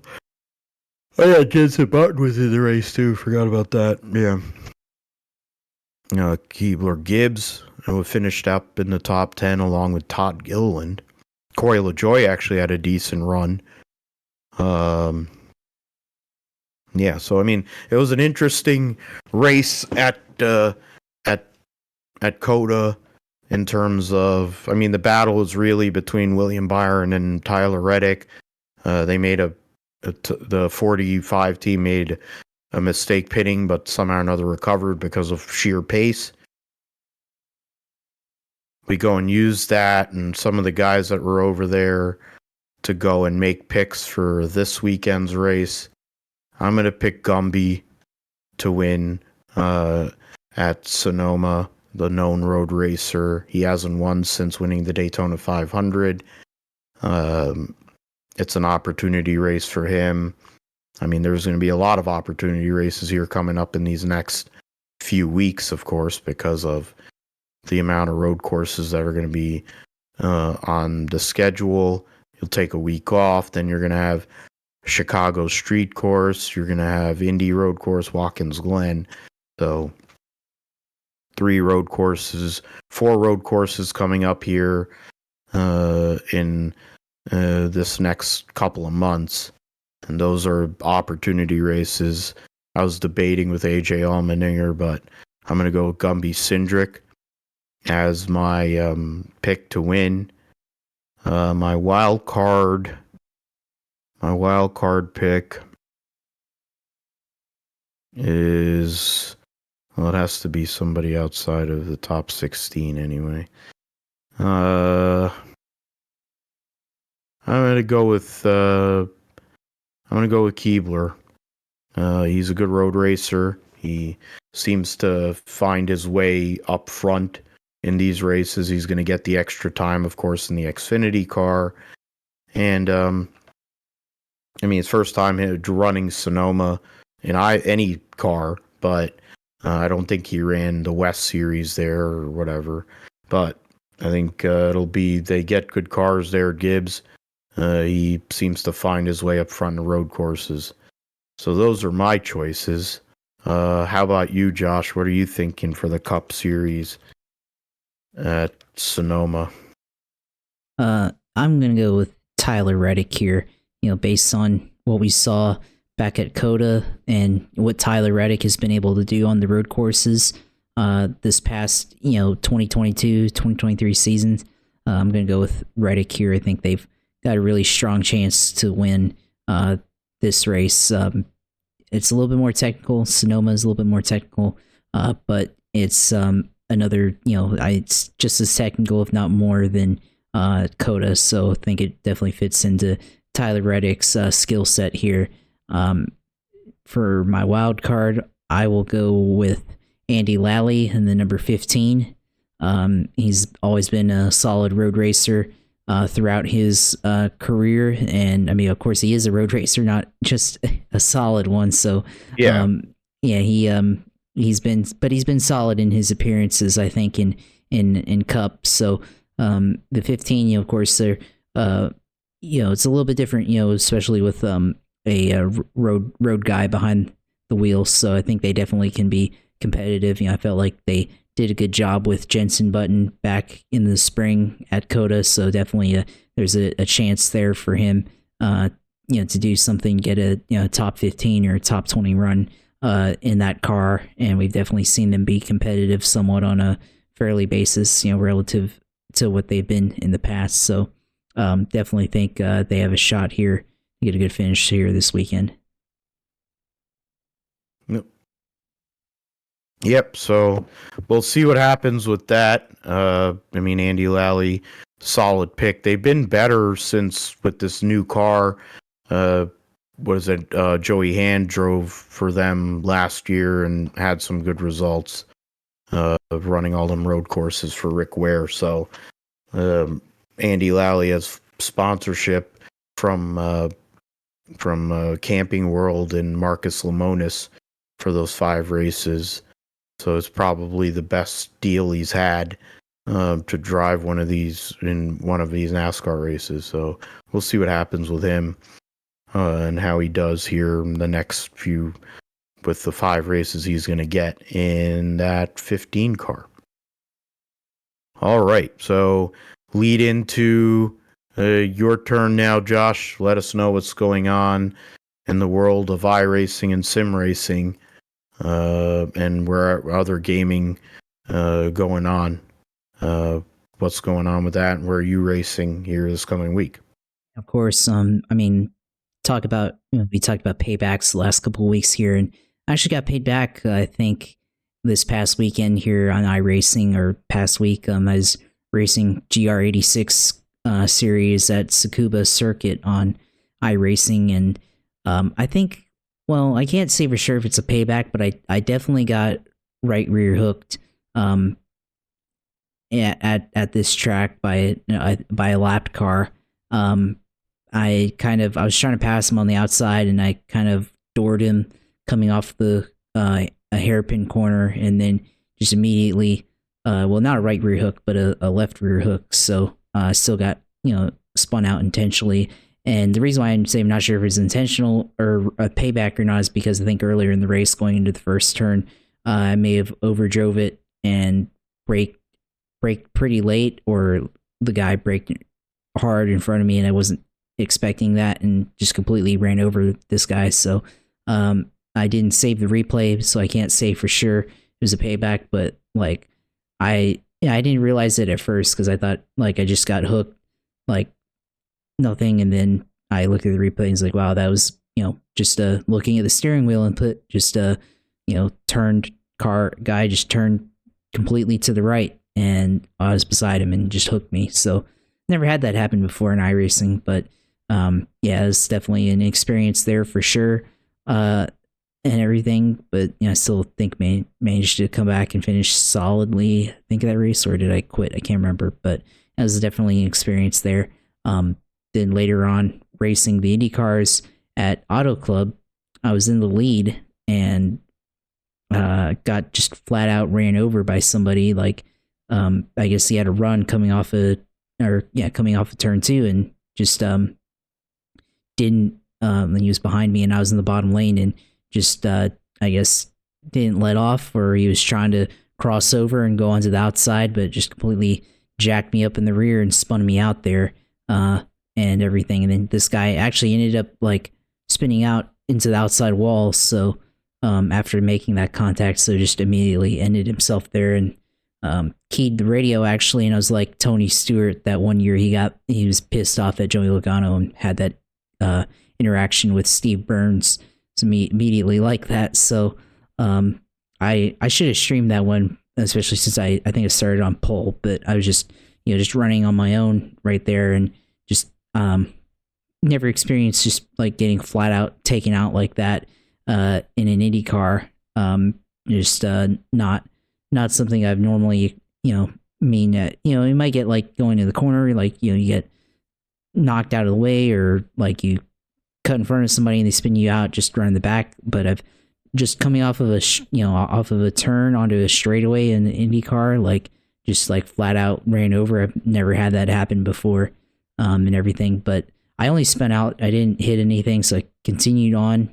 But then later in that race, anticipated the restart a little early and ran in the back of somebody. So, and ended up taking myself out there. So ended up not finishing that one. But then later on, in another attempt, had the lead going into the final lap, and then on the last coming back to the front stretch, it was 3 wide for the finish, and ended up finishing in third by 0.002. So that was pretty interesting. And the guy, I think I ended up winning, had a draft behind me, and then went onto the apron, and I guess I forgot to take the apron coming to the finish line there.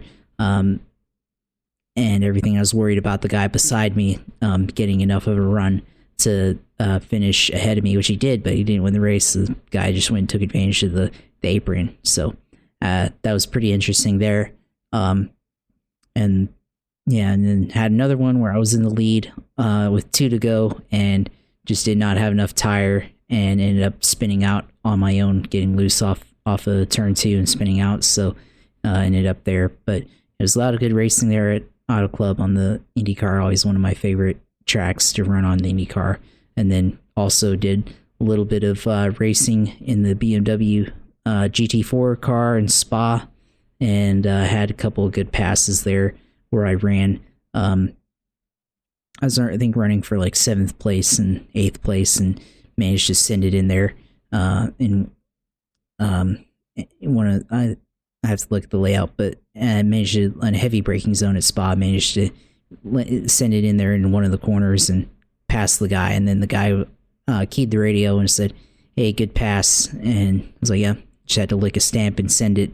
And then the next lap, after the corner after Urouge and Radion, I had a good run down that straight and just sent it in there and got 7th away from this one guy. So it's definitely a lot of good moves there as well. So like Spa, like running the GT4 series, they're running with the BMW car. It's got good pace and good handling and everything. So yeah, that's what I did last week on iRacing, and I'll pull up the schedule for this week on the service. But yeah, they think this week might be week 13. I have to look at it, but which is between server updates, so they probably just released an update this week.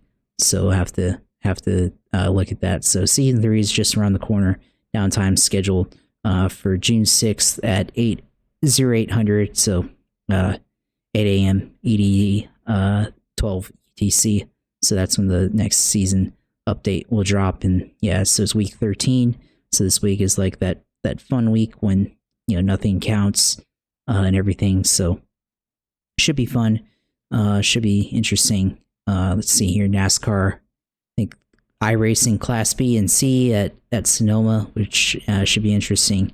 You've got, let's see, up next week, the week 13 series this week. Road, global. I think all of it's just road racing stuff. So 13th week Mazda Cup, 13th week Dirt Car Challenge, 13th week GT3 Ferrari GT3 Challenge. Let's see, Street Stock week 13 as well. So it's gonna be interesting. Let's see, 13th week Figure 8 series with the Gen 4 car at Irwindale. That should be fun. Ridiculousness. So let's see here. You've got the Gen 4, the Truck Series truck, the 87 cars. That should be interesting one there. When 87 cars probably will win that one, but should be interesting navigating with any of those cars on that track. And then you got the, let's see, the twisted, tube frame twister series. You got the street stock car going on all the road courses. So Laguna Seca, Long Beach, VIR, Lime Rock Park, Rudskogen Motor Center. So should be interesting running a street stock car on that layout. So a bit of the fun week where you can kind of just do anything you want on iRacing and not have it count. Of course, it's as long as you don't do anything egregious like hooking in the left or right rear. So should be a fun week on there before the next update drops to start season 3 for the summer this upcoming or next week, I guess. So that's what I'll be doing probably. I think F1 23 is coming out soon, so might download that one once it comes out, either on PC or on PlayStation. So look out for that when it comes. And hopefully it's a little bit more of a simulation. Seen some videos that seems like it's more of a simulation than the previous ones, which were slightly more arcadey. So should be interesting now that they've had a season now with the physics and the current F1 formula. If they're able to accurately replicate the F1 cars from this year and previous years. So if they're able to do that, that should be fun, and should be fun being able to play the game, doing the story mode, career mode, and online lobbies and all that stuff. So that should be fun. But yeah, that's all for this week. Sim racing, as always, should be fun. And of course, when I stream, you can stream on Twitch TV / or watch the stream on Twitch TV / usailor2 and go and watch that. And I'll be sure to drop the link when that's live and everything. So, of course, my personal page where you can see my streams when I'll drop the notice, Twitch or twitter.com / /JP Huffine at JP Huffine on Twitter. So go on there and look at what I have to say, and what I have to say about racing and sim racing, football, which is slowly turning the corner towards that, and all the other things I'm interested in. So go on there, and then of course our YouTube channel, YouTube, Scripture Podcast. Go on there, subscribe to our page, like our videos. Of course, watch or listen in the background, do whatever you want to do. It's up there. So go in there and support the channel, support the podcast that way. So as always, glad to be able to discuss for another week, and hopefully next week we'll be able to talk about Sonoma. Hopefully it's not something that puts us to sleep and we actually get excited by it. So hopefully it ends up being a good week of racing this upcoming week. One can hope, but from recent history at Sonoma, I don't really have high hopes for it, and especially with this car. The one good thing I will say is what you mentioned also is because of the new rule with the road courses where they don't have stage breaks. I think it might allow some strategy and bring it back to the old school road racing that we had in that way, at least strategy wise. As always, it wouldn't do the show without you, brother. We always have a great time here. We're gonna have a special guest next week. A certain young guy is gonna be on next week. If you've seen the background that I have when I don't have the this faded out whatever background, you could get a clue as well as to who it might be, because that particular person has driven all three of the vehicles. So we'll be talking to special guests next week, coming off of the 24 Hours of Le Mans, NASCAR, of course, at Sonoma Cup and Xfinity will be there. And then we'll also have a roundup with the 24 Hours of Le Mans, MotoGP, Moto2. Supercars will be back in Indy next. We'll preview the Canadian Grand Prix and Indycar at Road America. And same deal, of course, Josh's Sim segment closed the deal, so it'll be a different show next week compared to the usual.